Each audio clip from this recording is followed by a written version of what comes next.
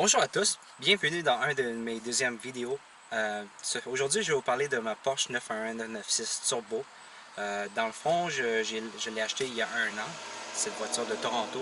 Je l'ai ramenée à Montréal, puis j'en suis propriétaire depuis un an.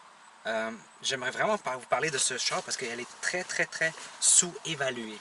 Parce qu'on s'entend, comme vous le savez tous, sûrement si vous connaissez les 996, les 996 se fait souvent insulter à cause de leur lumière en avant, que ça ressemble à un genre d'œuf, ok? Oui, j'avoue que ça ressemble à un genre de d'œuf. Par contre, c'est quand même un très beau design parce que ça va bien avec les lignes dessinées de cette voiture. Mais c'est aussi, rappelez-vous, c'est aussi durant cette période-là, Porsche a failli faire faillite dans les années 95-96, dans les environs. Donc, il fallait absolument sortir un bon modèle, bon vendeur. Donc, ils ont inventé la 986 Boxster. Ensuite, vous avez la 996 Turbo et les autres 996. Ils ont très bien été vendus. Les Boxster également. Ensuite, on a eu le Boxster S qui donnait un peu plus de puissance parce que la première génération de Boxster était le 2.7 Boxster Engine, mais par contre, il manquait un peu de jus, donc ils ont ensuite donné le 3.4 au Boxster S. Aussi parce que, comment dire, la 991, 996, et ils partagent quasiment tout le devant, c'est les mêmes pièces que la Boxster. Donc ça, c'était pour économiser l'argent dans le temps. C'était tout ce qu'il y avait pour faire. Donc l'intérieur est très simple. L'intérieur est exactement le même qu'un Boxster, à part pour le cluster, l'instrumentation, qui a 5 cercles au lieu d'avoir 3, si je ne me trompe pas. Mais à part ça, tout est pas mal la même chose. Dans ma voiture, c'est le beige Savannah, que beaucoup de monde dans le temps, dans le passé, ont pris cette couleur pour bien aller avec le bleu lapis. Le bleu lapis, c'est présentement ce bleu-là. Dans le fond, dans le noir, dans la nuit, ça ressemble à un noir foncé, mais durant le jour, c'est un peu comme un mauve, disons un mauve ou un bleu éclairant. Donc c'est une très belle couleur. J'ai peinturé certaines plastiques noirs mat parce que le beige il commençait à s'enlever. J'ai remplacé le steering wheel pour un Momo prototypo, mais c'est un réplique. Ok, je voulais pas vraiment dépenser 500-600$ sur un volant. Ensuite, j'ai installé le hub également. Tout ça, j'ai installé moi-même. Ensuite, j'ai changé le shift knob parce que également aussi celui d'origine, il est tout, disons, crotté. Excusez-moi pour le terme. Mais c'est ça. Le 996 est très sous-évalué. Dans le fond, le prix n'est pas aussi haut que les autres 930 ou les autres 911 parce que Porsche en avait vendu plusieurs. Donc, offre et demande, si la quantité, il y en a plein sur le marché, donc la valeur n'est pas aussi haute. Mais depuis 2018-2019, le monde a commencé à reprendre, les 996 ont commencé à reprendre la valeur parce que le monde se disait, ben les 930 puis tous les autres anciens Air Code 911 sont inabordables. Donc, on va peut-être voir l'option, 996. 997, c'est un corps un peu trop cher. Par exemple, pour un 997 Turbo, on regarde dans les 85-90 000. Bien sûr, on parle de la transmission automatique, transmission manuelle. La transmission automatique est moins désirée dans le 997 et 996.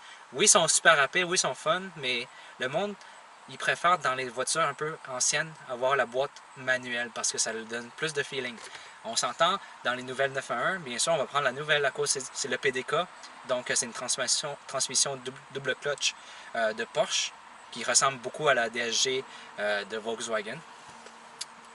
Puis c'est ça. Donc c'est ça, la 996 c'est très sous-évalué, surtout la Turbo.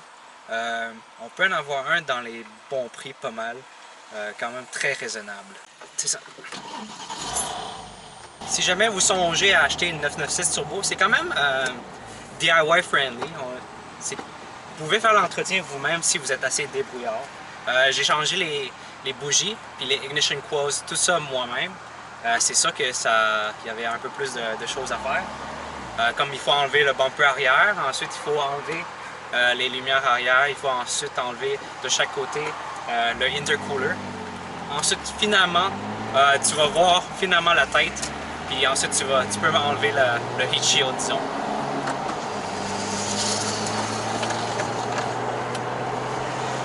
Puis là, tu aurais accès aux bougies et aux ignition coils. Présentement, cette voiture est sur il y a un tune dessus sur l'ordinateur, c'est un Absolute Tune qui donne environ 500 forces à 1.1 bar. Je ne sais pas exactement c'est combien de PSI, je vais faire le calcul à la maison, mais c'est plus que d'origine. D'origine, c'est environ 0.8 si je ne me trompe pas. Et présentement, je suis à 1.1, donc c'est pas beaucoup plus puissant, mais c'est quand même une différence. Donc, les freins et toute cette maintenance, c'est très facile à faire. Sur les Porsche, c'est super facile parce que c'est du Brembo. Souvent, c'est deux bolts en aluminium, puis ensuite, t'enlèves les pads, puis that's it, t'as les sensors sur chaque bord.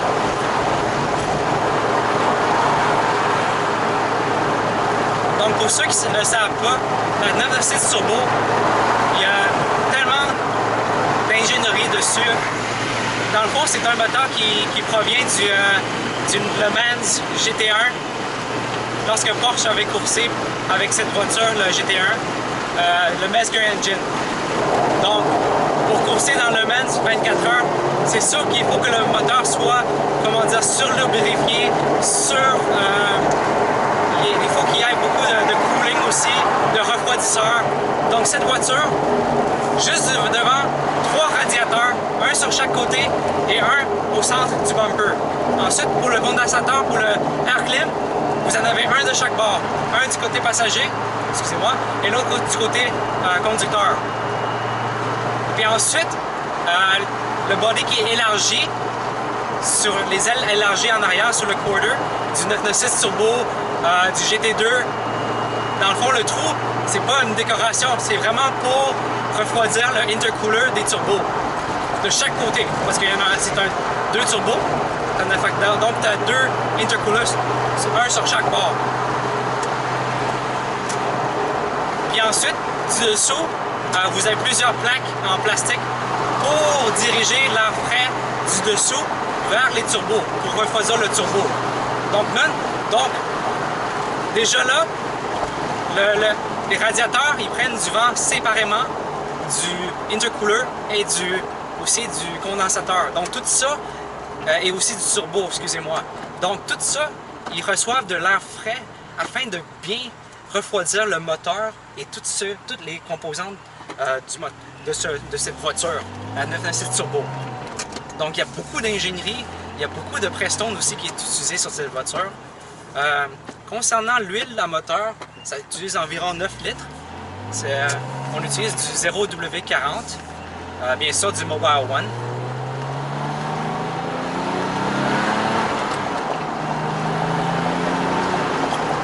Ça, c'est la raison pourquoi la radio n'est pas importante sur le 996 Turbo.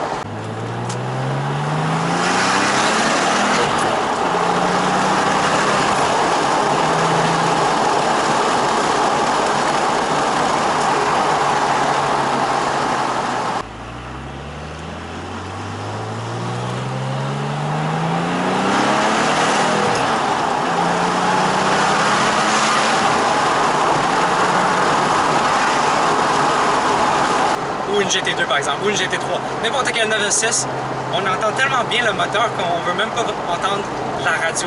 Pourquoi je dis que ce véhicule est sur ingénierie? Il y a beaucoup d'ingénierie sur cette voiture. Donc c'est un moteur qui est une dérivation du Le Mans. Donc on a un oil pump sur chaque tête. Dans le fond, c'est un Boxer engine. On a 3 cylindres sur chaque bord afin de faire le Boxer 6, le 3.6 litres Twin Turbo. Donc on a un oil pump sur chaque bord et un autre au milieu. Puis avant de se rendre aux pompes, on a un genre de réservoir qui est comme zigzagué afin que la voiture y aille son huile le plus possible. Donc même si on le bat, on tourne très fort, il ne va jamais avoir de comment dire, le manque d'huile pour lubrifier le moteur afin de bien lubrifier le moteur. Il y a plein de choses qui se passent dans ce moteur-là. C'est vraiment un moteur qui a beaucoup d'ingénierie dessus. Le Mezger Engine, le M9672. Donc pour une voiture qui est quand même ancienne, mais pas ancienne, mais je dirais 20 ans, ça c'est une 2001, j'ai présentement 280 000 km, ou pour être exact, 278 000 km, qui est capable de courser plusieurs voitures d'aujourd'hui, c'est quand même très bon. Donc comme je vous ai dit tantôt, durant ces années-là, vers la fin 2000 ou avant la 2000, Porsche a failli faire faillite, mais c'est la 996 911 qui a sauvé la compagnie et les Boxster, parce qu'ils se vendaient tellement bien, et ensuite ils ont sorti les Cayenne et autres choses pour diversifier les choix de Porsche.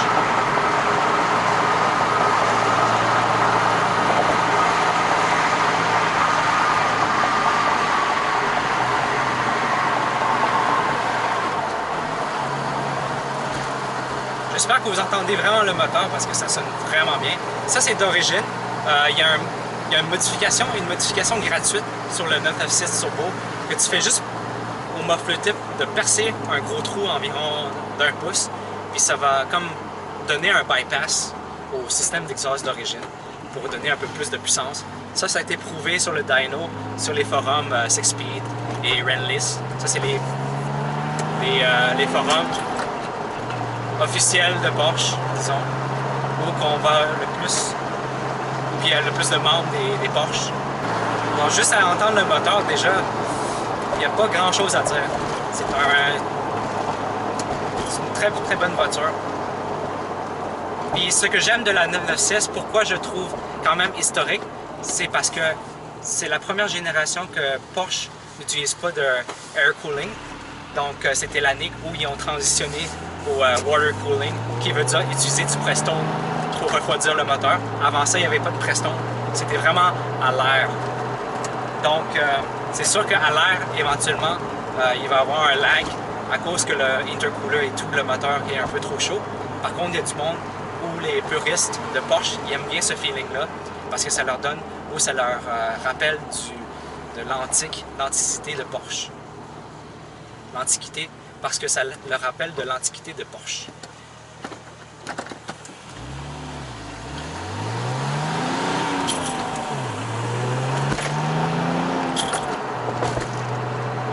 Mais pour être honnête, c'est vraiment grâce à la 996 Turbo et les autres 996 que on a la Porsche d'aujourd'hui.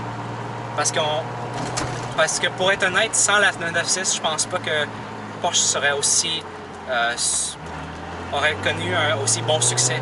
Parce que toute l'ingénierie est basée sur les 996. Tout le body, vous allez voir, il ressemble, toutes les Porsche se ressemblent. Donc c'est difficile à dire que le 996 est le moins beau. Donc on va dire que c'est pas une vraie 991 ou une 9... Donc on peut pas vraiment dire que c'est pas une vraie 911 Turbo. Parce que on peut pas vraiment, comment dire, skipper de génération. Chaque génération a leur importance pour Porsche. Donc il faut vraiment admirer ce que Porsche ont fait durant ces années-là pour arriver aux belles 911 d'aujourd'hui. Je l'aime beaucoup, cette voiture. C'est une très belle voiture, mais malgré, comme vous savez, moi j'aime ça changer de voiture souvent, donc elle est présentement à vendre. C'est ça, c'est une voiture il y a beaucoup d'ingénierie dessus, il y a beaucoup de technologie de refroidissement qui, bien sûr, ils ont réutilisé les mêmes designs, les mêmes layouts. Le turbo est pas mal à la même place, même sur les nouvelles 2020 2021. Les turbos, les intercoolers, toujours à la même place. Par contre, ils l'ont comme, à place de le rendre directement sur les ailes, je pense qu'ils l'ont comme rabaissé un peu plus bas, si je me souviens bien. Mais par contre, toute cette technologie-là provient de Porsche. Donc, puis aussi, comme je vous disais tantôt, le 996, c'est vraiment tout ce qui a comme commencé le turbo puis le refroidissement à l'eau. Donc, on ne peut pas l'ignorer vraiment. C'est une très belle génération. C'est grâce à ça qu'on a les Porsche d'aujourd'hui, par exemple. Donc, merci beaucoup pour votre visionnement. J'espère que cette vidéo-là est comme un peu, comment dire, informé pour vous sur la voiture ou sur les modèles 996. C'est une très bonne génération côté prix versus performance et fiabilité et aussi conduite. Soyez pas gênés d'en donner un. C'est un très bon modèle, très bon choix. Puis c'est ça. Si vous avez des questions, laissez un commentaire. Je vais être content de vous répondre. Mais sinon, je vous souhaite une très belle, excellente fin de semaine. Et merci beaucoup pour votre temps d'avoir visionné cette vidéo. Et encore une fois, merci pour le support. Cliquez sur le bouton like. Éventuellement, je vais faire, bien sûr, plus de vidéos en français. Merci beaucoup. Bonne journée à vous.